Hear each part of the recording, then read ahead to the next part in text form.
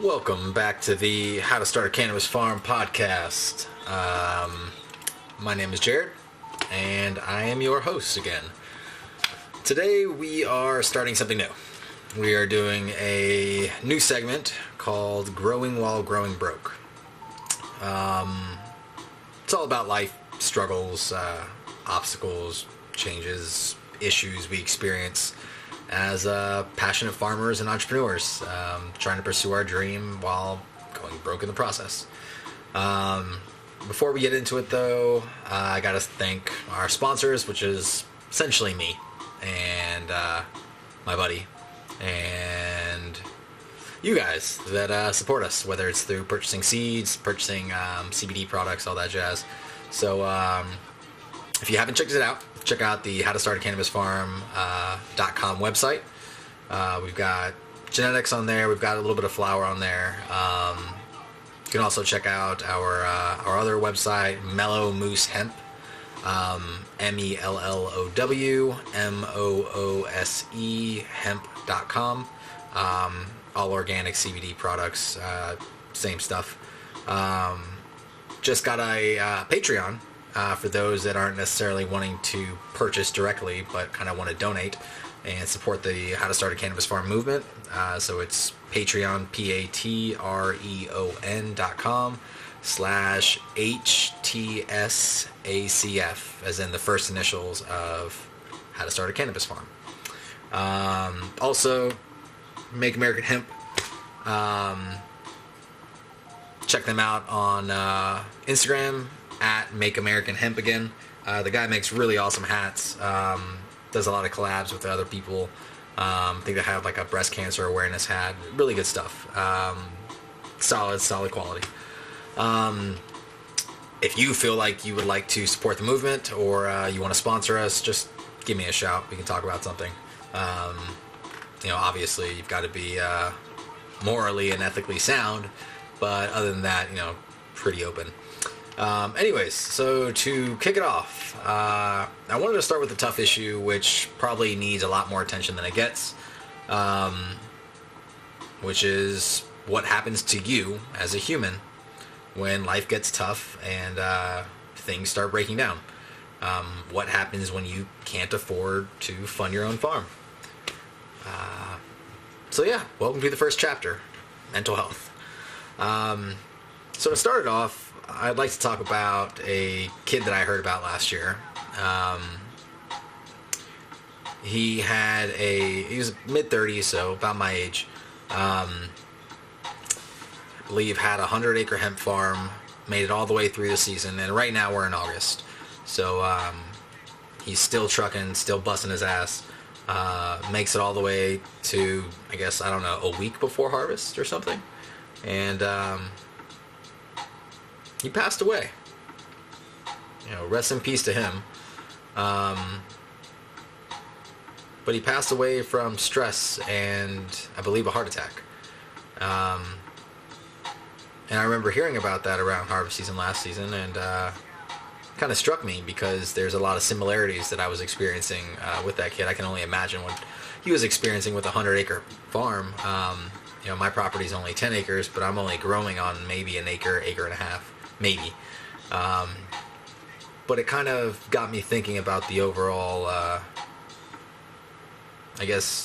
issue. And the fact that we don't really talk about things like that. Most of the farmers that I've met, they're extremely hardworking folks that are genuine, loving, usually a pleasure to be around. Some of them are a little bit more fun to be around than others. But overall, they deeply care about what they do and who they help. Prior to being a farmer, I never realized how dedicated these people are. But, from the day that we wake up to the day that we go to sleep, or the time that we go to sleep, we are taking care of something that isn't us. Rarely do farmers take any me time. Most haven't been on vacation in years. If you do go out of town, it might be for the day, maybe for the weekend. But usually you've got to be back to feed the animals, feed the plants, turn on your lights, pull a light depth tarp, prep for this, prep for that. You know, if you go out for the night, you usually have to be back and wake up at 3, 4, 5 in the morning for something. And it's tough because you're constantly worrying about other things and not really looking internally. All of this hard work plays a role on you and your health, especially when money gets tight and your farm needs to keep moving. You know, money is the lubrication. And one of the biggest issues that I know many farmers experience, and just entrepreneurs in general, and really a lot of people just in general, because we're all living this hustle, hustle, hustle, grind, grind, grind lifestyle, is some sort of anxiety and potentially depression that causes basically a stress response throughout your entire body, which can eventually lead to physical issues, maybe organ failure, substance abuse, and then possibly death. When you have bills that are stacking up against you, and I mean bill on bill on bill, where you're 2-3 months behind, maybe things are potentially going to get shut off next month. Maybe they have been shut off, and you still have to buy maybe new soil, new amendments, new water tanks. Maybe you need gas for your car. Maybe you need diesel for the tractor. You need diesel for the generators, propane to heat your greenhouse. You know, maybe kerosene for some heaters, new tarps because you run light debt, whatever it is, and money isn't coming in as fast as you'd like. You start living in the future instead of the present, and that's a really, really, really shitty place to be mentally. When you can't live in the present and enjoy what you have and appreciate what you have and all that's around you and what you are on this planet to the plants and to the animals that you care for, you diminish yourself from a caretaker with a capital C to a slave of emotional turmoil that's caused by overthinking. If you've never experienced anxiety or a panic attack, it'll cripple you. The stress from life begins to build and build until your fight or flight response seems to get triggered over and over and over again. I've had anxiety attacks and panic attacks where it's been triggered by just normal stuff. Maybe you have shit to do and you have to run to the grocery store and somebody's writing a check, and so it just takes forever, and your fight or flight response gets triggered because you just want to get out of there, but it's triggered over the wrong thing. And so for some reason you feel fear. You feel like people might try to kill you for something stupid. Or maybe you just get extremely, extremely frustrated to the point where you can't think straight. Sometimes it's been triggered just because I can't reach something in the car and I want it at that moment. Maybe my phone drops between the seat and the center console. It's tough. But when your life gets so stressed to a point where you and your body aren't functioning properly, it's almost like it's starting to short circuit. So if you think about it in the sense of like a phone or a computer, I mean, we are giant computers and we can operate under various extremes, but doing it for so long at such a high rate will inevitably cause parts to malfunction or break. And we don't really think of ourselves like that. We think of ourselves as almost indestructible. You know, most people don't, hit the reset button on ourselves. We just try to work through it. And if you've ever sat on a computer where everything's lagging and you just decide to try to wait it out, a lot of times you're at the mercy of the computer. Most people just unplug it, plug it back in. But, when you try and treat your anxiety and your depression using the route that most people do, which tends to be some sort of substance, whether it's legal or illegal, alcohol, tobacco, weed, you're just putting a Band-Aid on it. But we know that. You know that.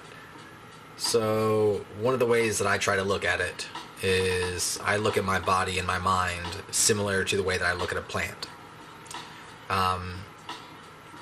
My perspective on this is that you as a human, well, first off, let me back up. A plant is the graded test of your soil's ability to harbor life.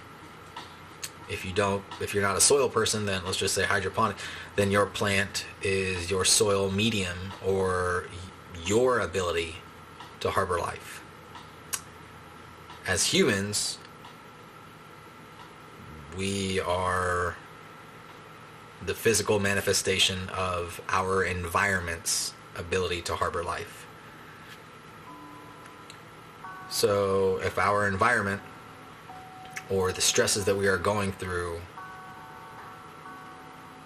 don't allow us as a plant to grow, thrive, prosper, and progress through the natural stages of life, well, we're going to start feeling it.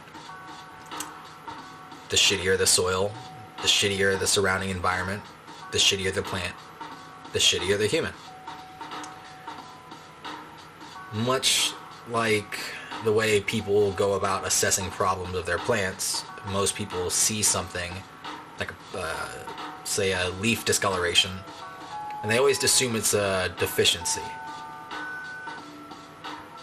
Well, one of the easiest and new, I guess, lessons you'll learn in Cultivation 101 is the majority of deficiencies are usually caused by some sort of toxicity.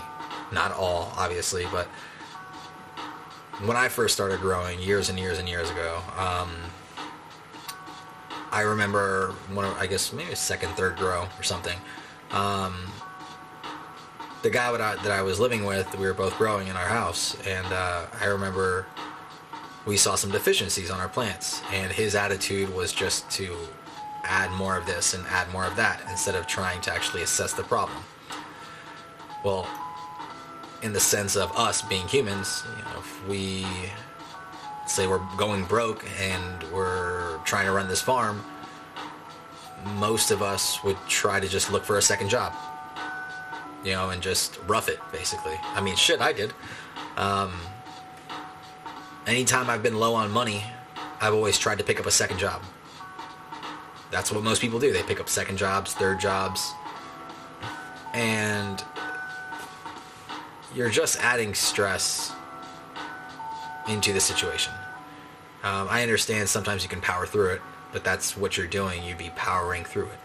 But for most people, too much stress or too much on your plate, it can be detrimental because you're not trying to solve the problem at hand. You're just attacking the symptoms. As a plant, as a person, it's difficult to function properly and think properly and assess your own situation and try and fix what's going on to you and what's going on around you when the idea is to just add more of this, add more of that, and hope it fixes the problem. In reality, if you're going broke, it just means that you're spending too much for what you're making. And if you're already a farmer, I imagine you're working a full-time job. So adding more onto that doesn't seem like the right approach.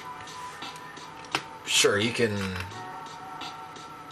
in the sense of a plant, you can excrete certain root exudates to attract certain microbes to hopefully clear up the situation and any problems going on, and that'll help.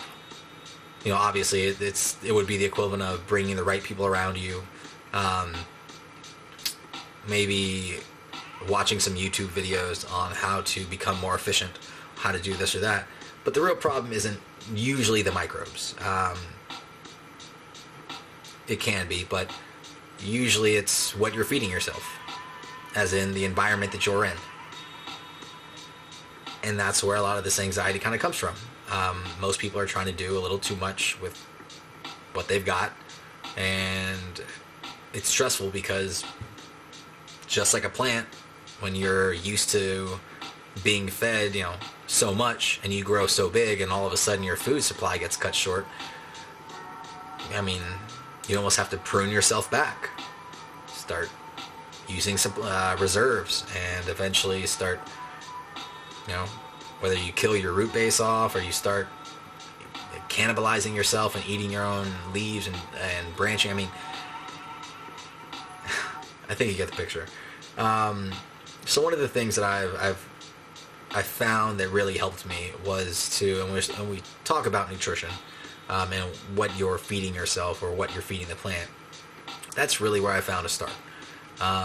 Focus on your own nutrition. We really don't understand the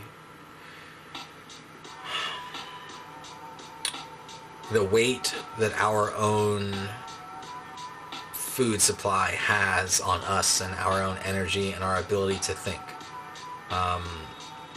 If you can change your diet, change the sources of your food, ideally try to eat stuff that has been living at some point in time.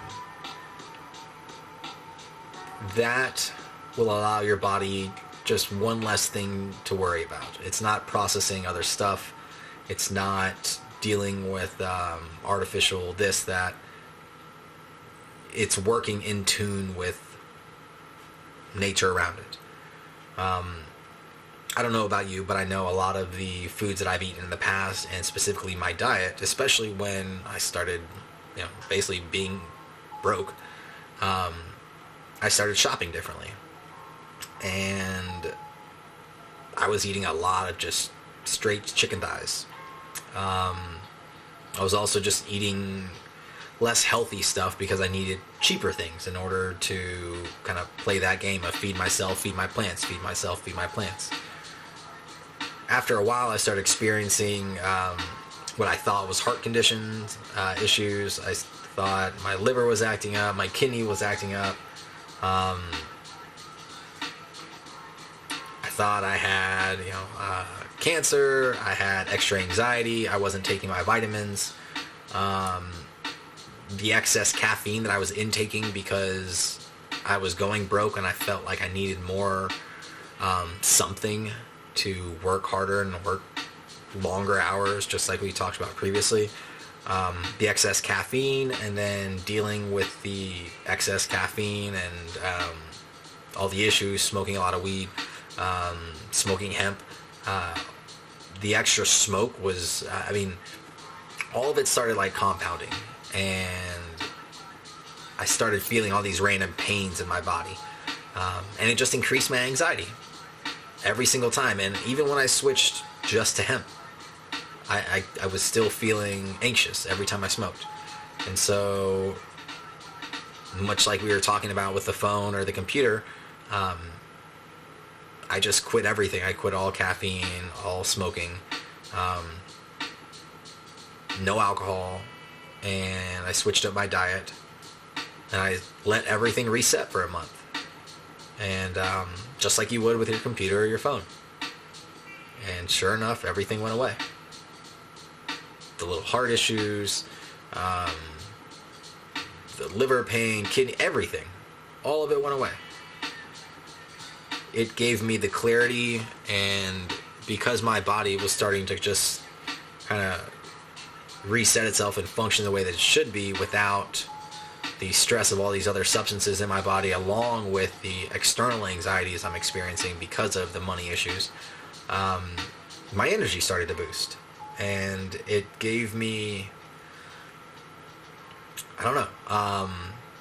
power from another place to kind of get through this. Because the situation hadn't changed. I was still going broke. But I was giving myself a boost using other means. So in terms of cultivation, this would be called like your enzymes, your bokashi. Anything that you're using to act as a catalyst and essentially do the job of the microbes, because microbes produce enzymes, and those enzymes break down organic matter, and then microbes eat it and they shit out stuff that the roots can absorb. And that's essentially what's going on here. The diet and reset was my enzymes. which just allowed everything to process a little bit better. But besides the anxiety, it's easy to fall into a depression. And I definitely fell into a depression, especially when everything is funded by you, and your own lack of funds consistently are creating a visualization of, I guess a visual meter of the quality of life in terms of, your plants going from thriving to just living to needing help. They say slow money stacks differently than fast money. And when you're relying on a harvest or something that's months away, because that's kind of what farmers do, and those bills start stacking up, it starts to weigh on you. When you need new clothes, when you got holes in your shoes and you got water that comes through the holes, and you can't afford to buy more because you have an electric bill to pay, or you've got a mortgage to pay, or you've got food to buy. When you have to choose between, putting gas in your car or truck versus getting groceries, it can make a perfectly strong person feel like shit. It can make you feel as if you're not capable of making it in life. And what I found to work, at least dealing with the emotional and spiritual issues, is to remember that the physical world is just a game. And you're here because you wanted to be here. Every position in life comes with certain traits. For instance, if any of you guys are gamers, if you ever played a video game growing up, many of the characters, they have different attributes. Some have more health, power, dexterity, agility than others.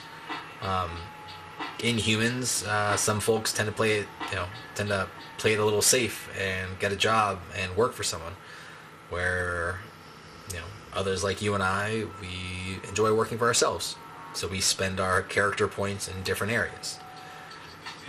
But this freedom comes with a cost, and focusing on the cost, or in this case, your current money troubles, it can prevent you from finding a solution. And so, just like a video game, every level you play has a boss or some obstacle you have to overcome. And so just remembering that, and also remembering that a game is set up to be won. Games aren't meant to be lost. They're not unbeatable. Usually it's on whoever designing it, the designer, to make it challenging, but at the same time to always provide an out. Usually there's a weapon of choice that's around you. Sometimes you have to go back, a few scenes because you were excited just to play the game and you missed the important thing way back there.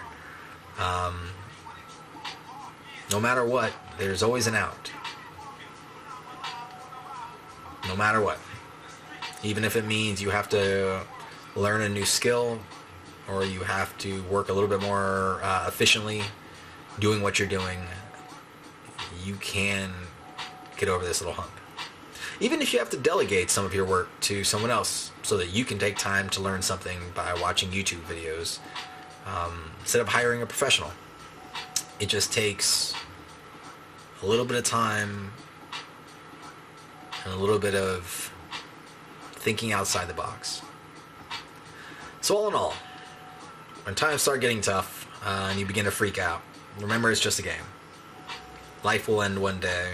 We're all going to die. None of this really matters. Or it does as much as you want to. But we create our own turmoil.